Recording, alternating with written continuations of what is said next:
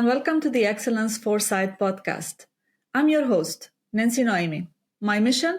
To make excellence an everyday habit. Whether you're striving for organizational leadership in a digital and sustainable world, or pursuing personal excellence, you're right where you need to be. In today's guest episode, titled Sustainable Industry Solutions, Empowering the Workforce and Engaging Stakeholders, get ready to be captivated by the presence of Nasir Hameed, the driving force behind NAQUA KSA sustainable initiatives. Nasir holds the esteemed position of Chief Quality and Sustainability Officer, overseeing corporate quality, food safety, and regulatory affairs, Pakistan, before he became an integral part of the NAQUA team. He has contributed his expertise to global giants like Cargill, PepsiCo, Nestle, Ardea, and many others. I had the privilege of meeting Nasir, and welcome Nasir here today, last year at the World Food Safety Summit in Jeddah, where his unwavering dedication to organizational structure and sustainability initiatives left a lasting impression. Get ready to dive into the world of sustainable industry solutions with Nasir Hameed. Nasir, welcome. We're so pleased to welcome you in the Excellence Foresight podcast today. Why don't you start by telling us a little bit more about yourself? Thank you very much, Nancy, and for your time and your concern. And really, I'm honored that you have found it beneficial that we speak on the topic of excellence and also on industrial sustainability, which I think is not only just the hot topic to discuss, but a need of growing industries and progressive industries all over the world. So, like you gave the little introduction about myself, a food science and technologist professional to begin with, started from Pakistan and onward to USA, working for Cargill and working for different countries within Cargill, really gave a baseline to my career to understand the global scenario and the challenges within the agriculture and food business sector and operational sector. And not only that, but working for PepsiCo as the Asia Pacific head of quality and new product commercialization, again opened up the areas where the growth is, where the population is, where the really rubber hits the road when it comes to sustainable requirements and industrial excellence. Plus a little bit background in the government sector, in the public sector, being the chief of national food safety risk filing for Canadian food inspection agencies in Canada. And then for the past almost 8-9 years of my involvement in aquaculture world, in the fisheries industrial development, quality, food safety, regulatory side, compliance, certification, environmental, and total sustainability management, leadership role, and also working on the core, establishment, the baselines for the people, processes, premises, and building on that towards the excellence that you always refer to. So that's a little bit of the background that I wanted to share. This is excellent, Nasir. Thank you very much. I mean, you have a blended, diverse experience in different sectors, different countries, different geographies. You mentioned people, you mentioned processes. In the Shingo model, we focus on the purpose, people, and process. And I would like to start by this question. Do you believe in pursuing excellence? We talk a lot about excellence. We have big concepts and we have frameworks that talks about that. But do you really believe that we can achieve excellence? I mean, through your journey, what did that journey taught you about excellence? I think being a practical leader in the industry, I believe in having a clear vision of whatever level of excellence you want to achieve. It is going to be relevant to your organization, to your scope of work, and the scale of your work. So I think the idea can be implemented, and I would say the concept can be adapted to every level of the industry and of the sector that we are working in. But it should have one role model steps that we should take. For example, having a clarity from the leadership on what is to be achieved, why it is necessary for that organization to do any step or do any project or to take any initiative. Around that commitment, you must have clarity on your resources, your time and motion planning, stakeholders, collaboration and cooperation within that. Clarity on the stakeholders. Who are really the people that you will like to have as part of your team and the people that you can rely on, lean on when it comes to the challenges and the risks during that journey. From there, you must monitor each and every step. Make sure that it's achievable, it's time-bound, it's resource conscious, it's business oriented, and also respectful manners, means, to your stakeholders on each and every step, depending upon the people that you are working with. It can be floor level, farm level, on the road, and the people who they are sitting with you on the strategy desk all have the same respect and same honor when it comes to listening to them, learning from them, and adapting to their positive feedback. And then capturing the results. It's very important. A lot of people on the road of excellence concentrate on smaller details, but the bigger area is to keep capturing the results. Keep showing the positivity on every result and every step that you are taking so that the motivation becomes a part and norm of that journey to the excellence. For me, once you have started looking at profitable, sustained results, keep them. Keep them there to shine, to show, and to sort between negative and positive in front of your people. Highlight them, stage them for that success for them. And then make it a habit, not just for one time, two times, three times. Once a good thing has become your habit, it will become a routine for the people. You would not have to then push them anymore. And soon you have reached that level. I think you have put your foot on the steps of excellence right there. That's what I feel like. Nasir, this is an excellent answer. I was listening to you talking about clarity, talking about respect. These are things we teach in the Shingo model, and we try to tell organizations and leaders, you need to look, you need to listen, you need to learn what's going on in the organization to be able to take the right decisions, to be able to give the right resources to your people and facilitate that journey towards excellence. I liked how you framed it. I liked how you spoke about excellence. And now I would like to talk a little bit about the future, about sustainability. If organizations are building a strong foundation now, do you think this is the path to building stronger communities and more resilient and sustainable organizations in the future? How do we link excellence and sustainability? For me, sustainability comes first. You need to show that your efforts are sustainable. Your efforts are not for today, but they are for future. People can rely on those. People can build on those. Your initiatives, your projects, your profitabilities, processes are sustainable in a way of not only just scalable profitability, but also to be there for the future that may bring the challenges for you. So you need to build them accordingly. For example, what is happening in Saudi Arabia, we have Vision 2030, which means that we need to sustain and to develop all those initiatives, which takes the food supply chain, food security of Saudi Arabia national citizens and inhabitants, not only for today, but beyond their expectations of how population will increase, how the immigrants will come to Saudi Arabia when the labor markets and the economical conditions are improving day by day. So, for example, in aquaculture, we have taken that mentality in our mind. We started growing the fisheries products and developing the systems, not only for the next couple of years, but also for 10, 20 years vision in our mind. With the population, with the habitats, and with the challenges that we may have from the food supply chain and food security. So future development, having sustainable system are very important. And when you relate them to excellence, in my mind, then excellence would be that area of sustainability or those areas of operations, production, or supply chains that you have considered as your challenge in the future, you are making sure that you have the right resources and right platforms to develop those initiatives and projects today. And from 2 years, 3 years, 4 years, when they become mature, you can then tell we are going towards the excellence. Excellence in my mind would be that people can adapt to those ideas which you have matured. People can learn from those initiatives that you have gone through from a very hard time and you have learned those.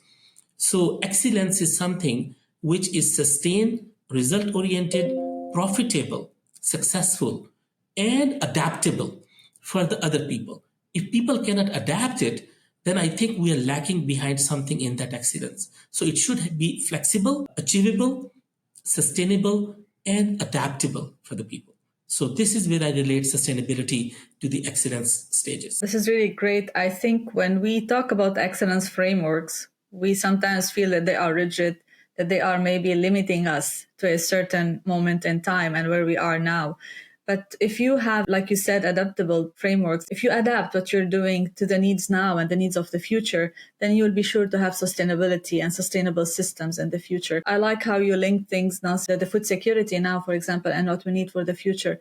I think we've learned a lot from the pandemic. We've learned a lot of good stuff and we became more resilient. But now we need to build for the future. We need to build sustainable systems to make sure that the population in the future is not going to be in the same situation where we were. And having a strong foundation for that is very important. What we build now is something that needs to serve us in the future. I like the way you put that. And I think we have a lot of challenges in the region, and you've highlighted that very clearly. But the fact that companies are aware of that, the fact they are building learning organizations, I think is going to help us a lot in the future. You mentioned also in your answer to the first question, from your personal or professional experience, have you witnessed the power of harnessing good habits and excellence practices? Can you share with us some examples? Yes, sure, Nancy. I think from a personal perspective, the best example is your own example. So, very simple thing which I have adapted in my life as a principle to have a positive communication. And when I say positive communication, it means that your mindset as a leader, your mindset as initiator, or your mindset as a moderator, facilitator of any initiative or any project must be clear on the people who they're working with you. You set your expectations clear. You set your goals that you want to achieve very clearly with them. Listen more than you talk and adapt to the good things as they come along and build on those. And other thing is, which I think that is a best practice and it has really worked good for me, is to not delay when I need to say. When you communicate at the right time, you do not linger on. I like to at least pacify the situation, tell that I'm working on that, share where you are. Maybe the people who they are questioning or people who they need that information may become your resource to get you through that. And they might have half of the answer. It's a very intelligent word, Nancy. So people, even our children, when they ask us a question, they have half of answer or more than half of answer in their mind. So do not delay things. Do not let people hanging there. This is one principle that I have adapted. And you are an expert. I don't know which area of excellence it falls into, but I like not to let people wait for what I want to say. I like to say it as quickly as possible, logical, realistic, fact basis. Take my time before no reactions. But once you have some idea, share it. Don't let it sit in your mind for long. Yeah, I think it touches all areas, Nasser. This is communication is across everything we do. And I like the fact that you highlighted don't delay, because I see this more and more in the practices of people that they don't answer. Sometimes they should say yes, no, wait for an answer. But yeah, they keep you hanging for weeks, right? Without an answer. So I like the fact that you're focusing on delay. This is really, I think, something that makes a big impact on the person receiving the message. Now it has become a habit. I said in my opening remarks that once an excellence initiative becomes your habit, then you don't really have to push it. Then it becomes part of your character and you do it as a routine. So people sometimes they get to say, oh, I have not even thought about it and I saw your note on that. So it really cuts off a lot of learning curve and it shortens the time of an initiative to go forward. That was on the personal side and the people side.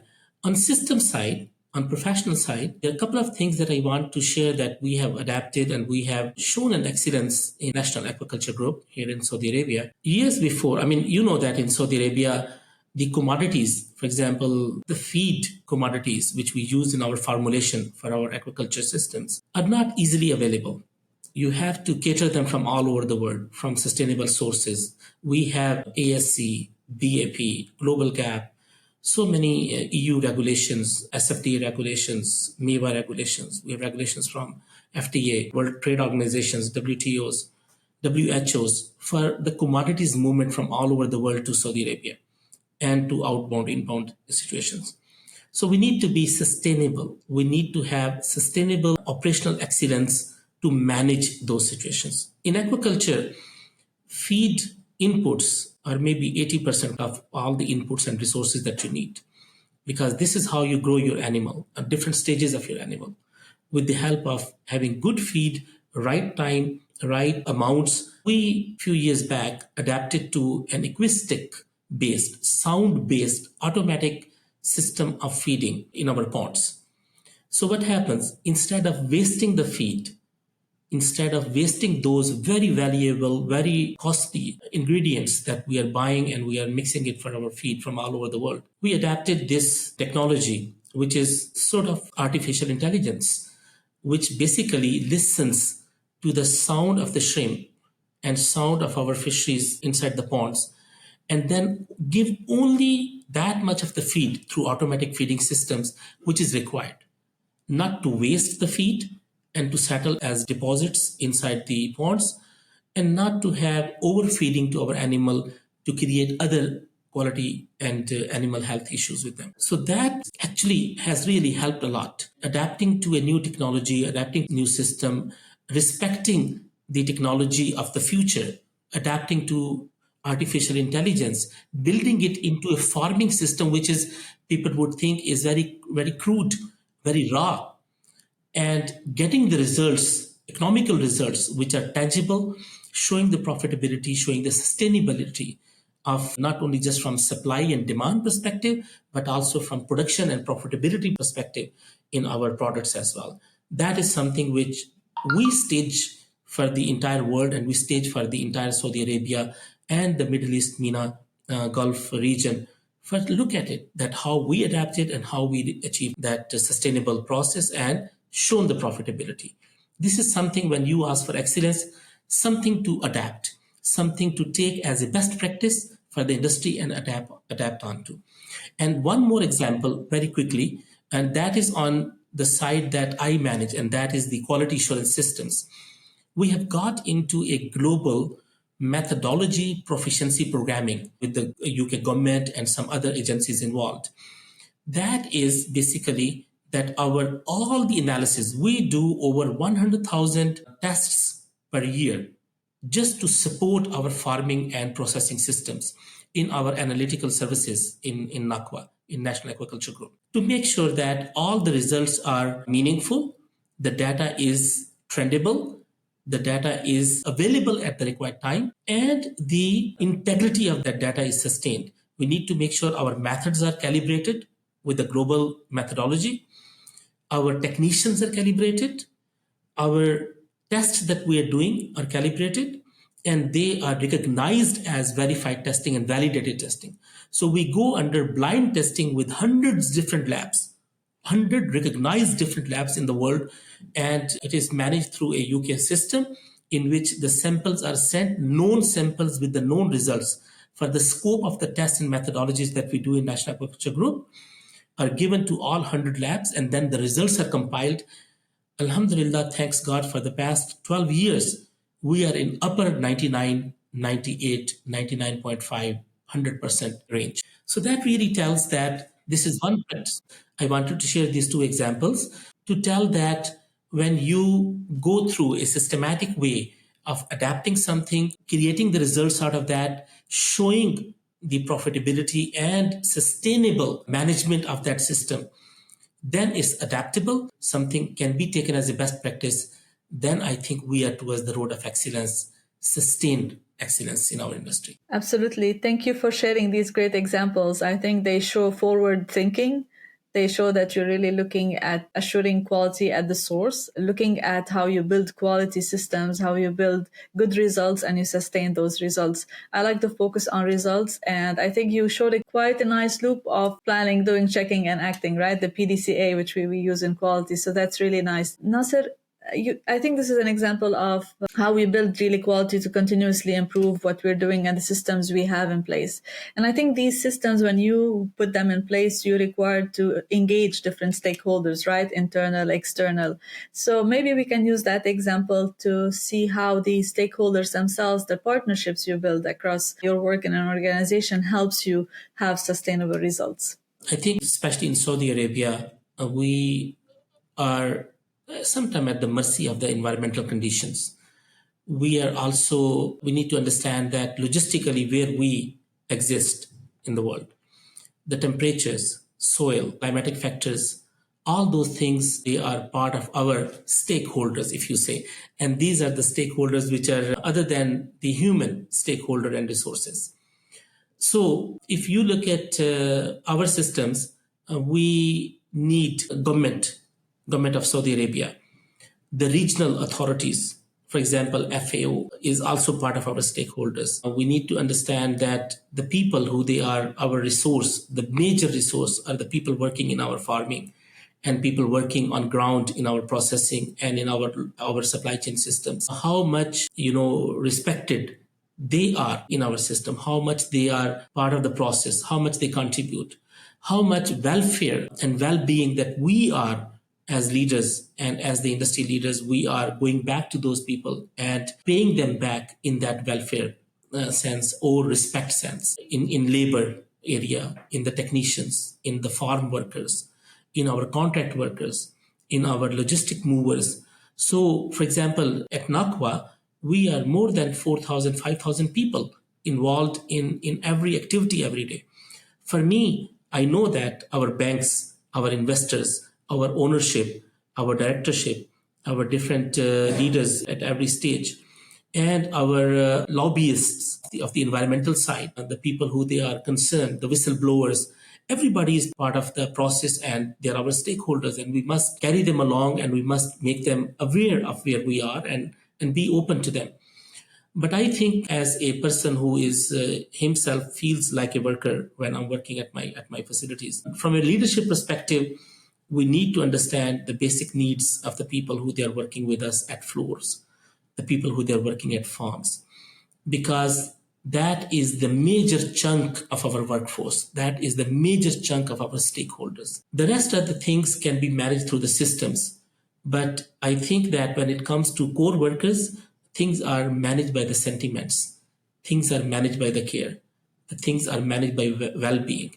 And having a company which I work for who really care about the people, and it's not just about the money and profitability. For the years of 42 years of the background and history of NAQUA, many years of challenges, many years of going through hurdles, going through the environmental conditions, we have shown that it is more about the people and about the team and our stakeholders than to just a profit, which is important. You can't sustain without that.